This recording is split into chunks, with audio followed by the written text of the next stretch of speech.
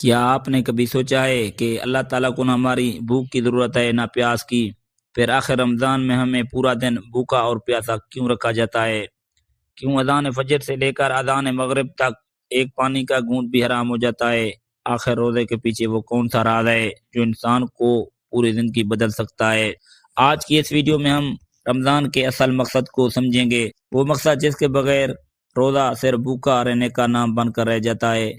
پیارے دوستو، رمضان صرف ایک عبادت نہیں ہے بلکہ اللہ تعالیٰ کی طرف سے دیا گیا ایک ٹریننگ پروگرام ہے، ایک ایسا تربیتی کیمپ ہے جہاں انسان کو خود پر قابو پانا سکھایا جاتا ہے۔ سوچیں ذرا، جب آپ کے سامنے ٹھنڈا پانی رکھا گیا ہو اور آپ کا گلا خشک ہو رہا ہو، لیکن پھر بھی آپ ہاتھ نہیں لگاتے کیونکہ آپ کو یقین ہوتا ہے کہ اللہ تعالیٰ دیکھ رہا ہے۔ روزہ ہمیں 3 چیزیں سکھاتا ہے: صبر، خود کو کنٹرول کرنا، اللہ تعالیٰ کا خوف۔ اگر روزہ صرف بھوک ہے، ہم بہت سے لوگ روزہ رکھتے ہیں لیکن پھر بھی جھوٹ بولتے ہیں، غیبت کرتے ہیں، لڑتے جھگڑتے ہیں، آنکھوں سے گناہ کرتے ہیں۔ ایسا روزہ صرف بھوک اور پیاس رہ جاتا ہے، کیونکہ روزہ صرف ایک پیٹ کا نہیں ہوتا بلکہ آنکھ کا روزہ، زبان کا روزہ، کان کا روزہ، دل کا روزہ ہوتا ہے۔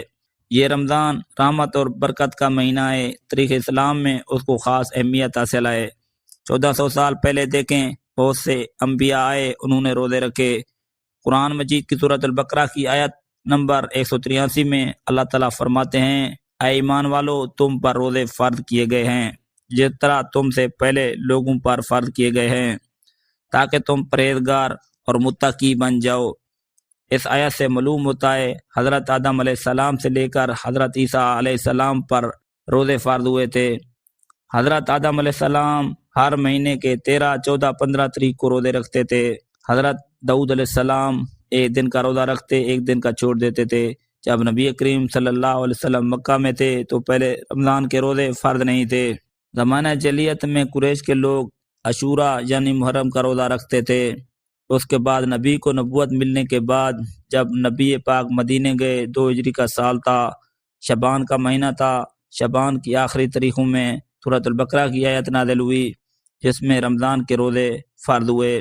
پیارے دوستو، اگر آپ کو اسلامی معلومات پسند آئے تو چینل کو ضرور سبسکرائب کر دینا تاکہ ہر آنے والی اسلامی معلومات آپ کو مل سکے، تاکہ ہم سب مل کر نبی کریم صلی اللہ علیہ وسلم کے دین کو پھیلا سکیں۔